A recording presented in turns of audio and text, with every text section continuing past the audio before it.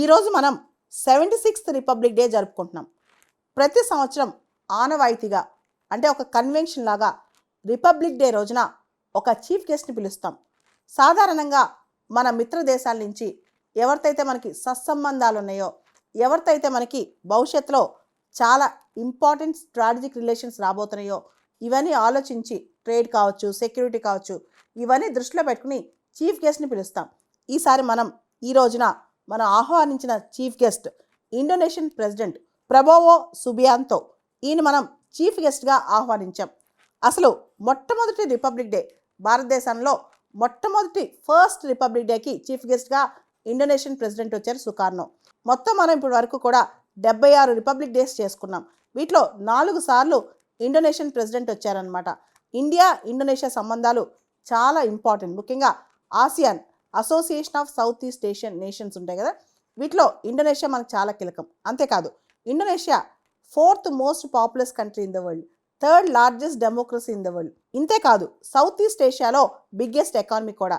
So Bharat Indonesia సంబంధాలు ఇప్పుడు చాలా కీలకం. మన యాక్ట్ ఈస్ట్ పాలసీలో, ఈస్ట్ ఏషియా సమ్మిట్లో, ఇలా అనేక అంశాల్లో మనకి ఇండోనేషియా కీలకం అనమాట. ఇండియా ఇండోనేషియా ట్రేడ్ దాదాపు $30 బిలియన్ ఉంది. మన టార్గెట్ ఏంటంటే 2019లోనే మనం $50 బిలియన్ చేయాలి భవిష్యత్తులో అని. కానీ కాస్త ల్యాగ్ అవుతున్నాం మన ట్రేడ్లో. ఇండోనేషియా ఎక్స్పోర్ట్ చేసే క్రూడ్ పామ్ ఆయిల్కి సంబంధించి India is the largest buyer అనమాట.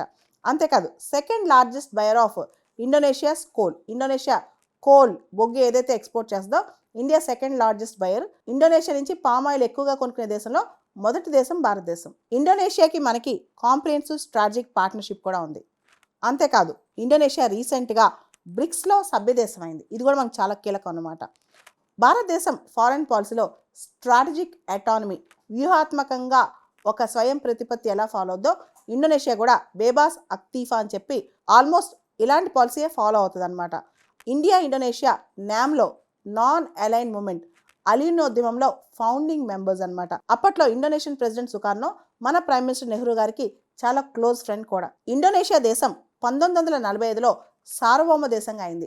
2045 కల్లా గోల్డెన్ ఇండోనేషియా అంటే డెవలప్డ్ ఇండోనేషియా అవ్వాలనుకుంటుంది. దానికి ప్రత్యేకంగా భారతదేశంతో భాగస్వామి కావాలనుకుంటుంది అనమాట.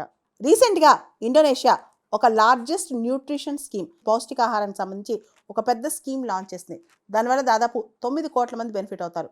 8 కోట్ల మంది పిల్లలు అయితే 1 కోటి మంది ప్రెగ్నెంట్ ఉమెన్ ఇలా అనమాట. ఈ స్కీమ్ అనేది మన మిడ్ డే మీల్ స్కీమ్తో ఇన్స్పైర్ అయ్యి దాన్ని ప్రవేశపెట్టారనమాట. వీటన్నిటితో పాటు ఇండోనేషియా భారతదేశంతో రక్షణ సంబంధాలు కూడా బలంగానే ఏర్పరచుకోవడానికి ప్రయత్నం చేస్తుంది. ముఖ్యంగా మన బ్రహ్మోస్ సూపర్సోనిక్ క్రూయిజ్ మిసైల్ కొనుక్కుందామని ఇండోనేషియా భావిస్తోంది.